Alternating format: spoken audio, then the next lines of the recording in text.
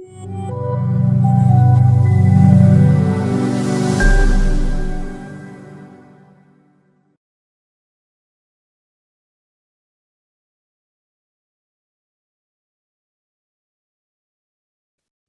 morning, Akash. How's your day?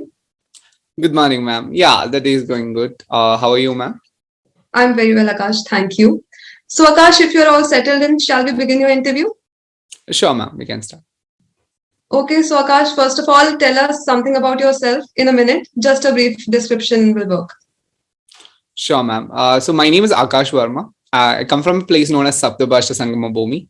It is basically Kasaragod district in God's own country, Kerala. I did my engineering in electronics and communication from Federal Institute of Science and Technology. Right from my school life to the college, I would say I have been a very passionate about volunteering. So being a very proactive person, I always like to keep myself engaged with various activities. I was an office bearer of IEEE student branch for the past 2 consecutive years, where I was actually coordinating and managing 600 plus students of my batch by organizing various events. I was also fortunate to be awarded as the best volunteer for the year 2021 in recognition of my contribution towards college. Apart from this, I would say, yeah, I love to write poems and also to travel. Okay. So, Akash, I want to ask you that which is your favorite subject from your undergraduation? I'm actually quite excited about electronic subjects, but I would say if I had to pick one, I would be picking digital electronics. Okay. So, what are the different type of logic gates? Logic gates can be basic logic gates are 7 types mainly: and, or, NAND, NOR, XOR, NOT, and XOR and XNOR. So basically 7 logic gates. Okay.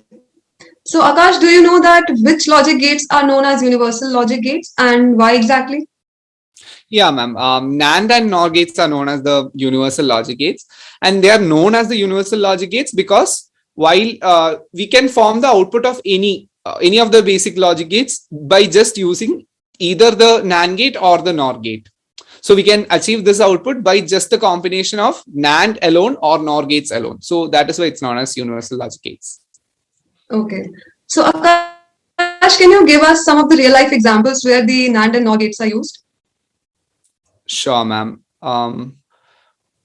NAND gates are used in making the burglar alarms. So it actually works along with the sensor to give the proper output. It is also used in freezer warning buzzers, if I remember right. But I can't actually remember about real life example of NOR gates right now. But I would surely research about it after the interview. Okay, no issues at all. So, Akash, tell us that why you want to pursue your MBA right after the engineering in electronics and communication. Um, because I had to choose this. I had chosen this engineering in electronics and communication after my schooling because my curiosity and eagerness towards the electronics domain. I was quite fascinated with various technologies and the way that it works. I have also done a lot of projects during my school life regarding it. But only after coming to engineering and during my engineering life, only I realized that I had a very strong inclination towards management.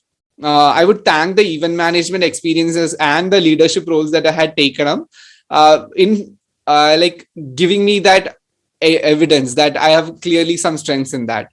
So because of this, I have realized a lot of my strengths and I want to actually utilize it.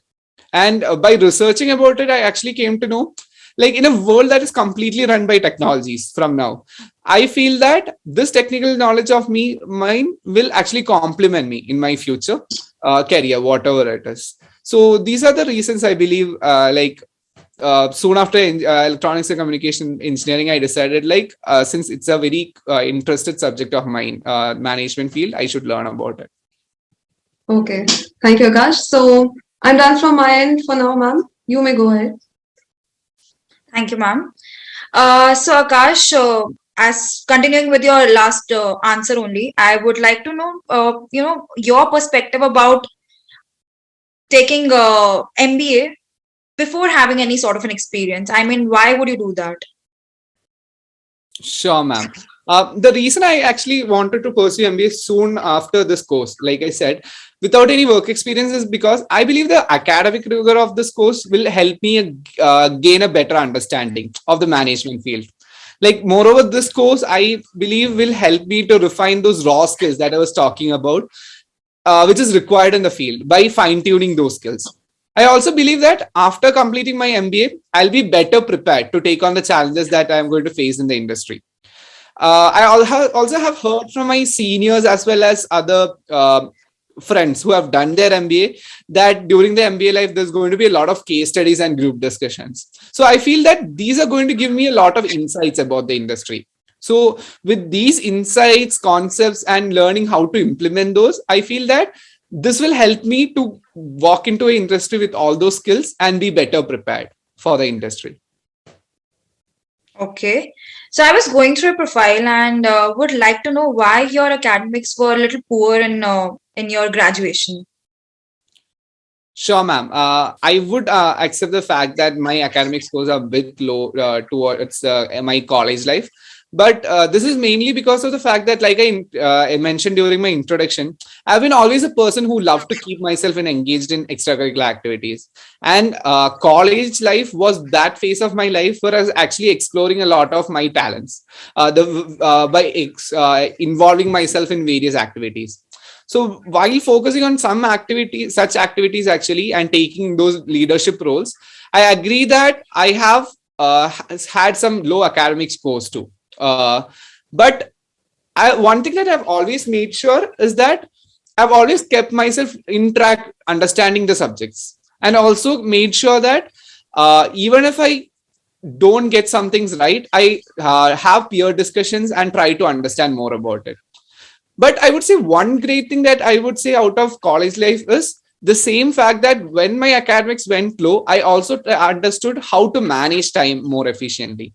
How I could balance between my academics life and as well as the extracurricular life, and I have been improving from them. So I believe that that exposure that I got through the various leadership roles and even management and everything was actually worth it. It has also helped me to understand my other capabilities and strengths outside my academics life. Right. So you have been talking a lot about the extracurricular activities, right? So do you want to throw some light on the same and let us know more about that in detail? Sure, ma'am. Actually, it was during my first year in college that I came to know about IEEE, which is an international organization with more than like 4 lakh plus members across the world. So I was quite fascinated to be part of such an organization and the scope it offered to like explore a lot of my interested fields. So from then till now, I have been an active IEEE volunteer for close to 4 years right now. I've organized close to 20 plus events, including state level events. I have been elected as the vice chairman and the secretary of my IEEE student branch in consecutive years.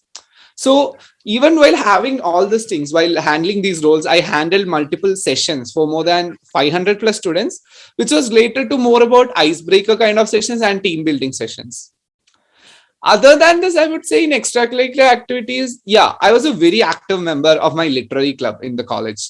I have won various prizes representing the college in debate competitions. And I was also elected as the class leader for 3 consecutive years in college. So these leadership roles and extracurricular activities, I think, has played a very pivotal role in evolving myself during my college life. Like, it has helped me to understand how to manage a team, how to stand as a leader representing everyone, how to address issues of people. So it has helped me a lot in evolving myself as a person and as a leader too. That's nice, Akash. So do you read any sort of newspaper? I am not a regular reader of newspaper, but then I do make sure that I keep track of current affairs as much as possible. Okay, any particular column which is amongst your favorite ones?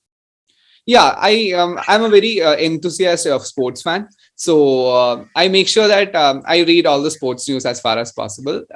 So yeah, that one. Any latest happenings that you would like to share with us specifically in the sports column? Sure, ma'am. So, like I said, I'm a sports enthusiast. More than that, I'm a very ardent cricket follower. So, one of the latest news that entire country is discussing about is Virat Kohli resigning as Indian cricket captain. So, I think that is one of the major instances. And soon after that, his resignation, there have been multiple controversies across the various people and various fields. Adding to that, India just lost a series versus South Africa in ODI. So these are some of the instances that's right now happening. All right. So, Akash, which specialization are you planning to pursue?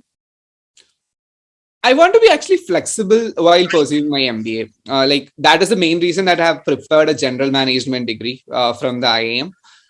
Because I want to actually explore my options during the course and understand more about the fields during the course so that I can be sure of the options which I'm going to pursue as my career.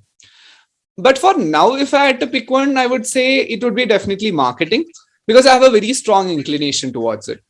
I believe my strong interpersonal skills and crisis management skills can help me in the marketing field. I've been always curious and excited to learn about the different strategies used by companies to market their product. Like when platforms like Mad Over Marketing shares the different ways in which the companies market their products and how they catch attention of the audience. I've been quite curious and like very excited to understand such stuffs, and I'm really looking forward to implement it too. Yeah, I could clearly see the enthusiasm on your face when you talk about marketing. But do you have any idea about what operations is? I would say I know about operation in a very basic level, about how what are the operation work in a company and things like that. But I don't know much about the industry in general. That's not an issue. I'm done for now, ma'am. Would you like to take it further? Yeah, thank you, ma'am. So, Akash, as you have said in your previous answer that you are inclined towards marketing domain to pursue it as your specialization. So, can you tell us the difference between 4 Ps and 7 Ps in marketing? Sure, ma'am. I would actually start explaining it by explaining what is 4P and 7P very quickly. The 4P consists of product, price, promotion, and place. So product is basically, if you consider it as a seller and a buyer. So product is what the seller is selling to the buyer, and it can be a product or a service. Then the second thing is promotion. Promotion is about how you're marketing your product to the how the seller is marketing the product to the buyer. Place is the location in which it is available, the product or service is available. And I would say price is the cost which the customer has to pay, the buyer has to pay to the seller.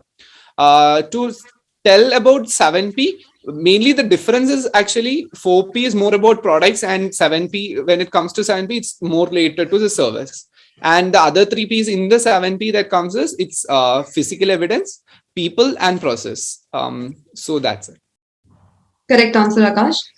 My next question will be, Akash, do you know what is a BCG matrix is and when and where we use it exactly?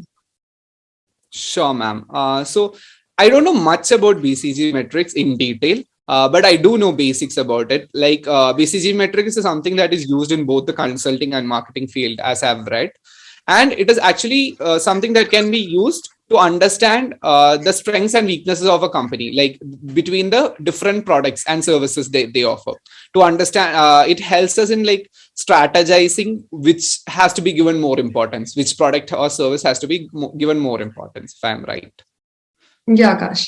So, Akash, can you tell us about one of the major achievements of yours, academic or non-academic, anyone will work?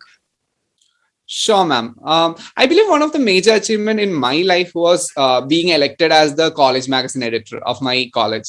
It was a privilege to be actually elected as one of the 10 student council members, representing a batch of more than 600 students. So this role actually provided me with a very unique opportunity where I got a chance to interact with both the internal and external stakeholders. So while working through this, I had a lot of interaction with every student in the batch to make sure there is a quality content that goes for the magazine. I also got to interact with people and understand a lot of their concerns. And while understanding these concerns, I also had the opportunity to represent them towards and like address these issues in front of the management and present with them. So this, I believe, has helped me a lot as a leader to evolve and understand people's concern and manage the team in general. While publishing the magazine, I had to work with external vendors, where I had to negotiate the rates with the budget constraints in the college. So that also gave me a unique experience. So I would say this is one of my major achievements, mainly because of the fact of I have got a lot of learnings and takeaways from this. So that has actually helped me like evolve as a person, like I've always said. So these experiences have been like, rather than achievements, it has been a major learning for me. So that has helped me throughout my academic life too. Okay, Akash. So that was impressive. So we are done here, Akash. If you have any question for us, you may proceed. Sure, ma'am. I'm actually quite excited to do my MBA this year. So I was actually thinking if I have to take any courses or certifications, since I'm a fresher already, just to make sure that I'm also ready for the MBA college. Should I take any extra certifications or courses that you would suggest to keep me MBA ready in a few months, maybe? Sure, Akash. So I'll take this up. It is really not mandatory to have any specific certifications before joining the MBA, but it is definitely beneficial for you to have the basic understanding of all the subjects which you are going to pursue further in your 2-year journey. So as far as my recommendations are concerned, I would really like you to go through the basic, certifications or the courses of like marketing, maybe digital marketing or PPT skills, because you are going to make a lot of PPTs in MBA for sure. Along with that, you can also go with the Excel skills, also the basic one, or maybe a little intermediate one as well. Yeah, these few courses or these few things that I've mentioned would might help you in your journey further. Sure, ma'am. That was a really great session, and I would definitely love to pursue it in a few upcoming months. Great. So that's all from our end, Akash. Any other questions do you have in your mind, or any further clarifications if you want to need? Nothing other than this, ma'am. Okay, so I think we are done. And all the very best for your future endeavors, Akash. Sure, ma'am. Thank you so much. Thank you, everyone. Thank you, ma'am. Now let's discuss what this candidate could have done better to improve this interview. Okay, so let's start with why MBA. Why MBA needs to be crisp and precise in a way that the candidate's past experience or learnings should be in line with why he or she wants to do an MBA. The answer should depict a story which is convincing enough for the interviewer. My next suggestion would be, it's always good to have a basic understanding of the journalized domains while preparing for the interview, even if you have a specific one in your mind. So as in the interview, the candidate was a fresher. Therefore, most of the interview questions revolve around his academics. So it is recommended for the candidates without any significant work experience to have in-depth knowledge about their undergraduate subjects. Also in the interview, we saw the candidate was not able to answer for a question. In that case, it is recommended that candidates should honestly admit that they are not well prepared for the question instead of beating around the bush. And in the current scenario, we all know that most of the interviews are going to happen online. So it's always advised the candidates to have a proper eye contact with the panelist. Even in this interview, there were some questions while the candidate was answering, they didn't have proper eye contact with the panelist. So it's advised to have a good eye contact by looking straight to the camera and also switching off all the notifications during the time of the interview. On that note, we would like to wish you all the best from IIM Udaipur.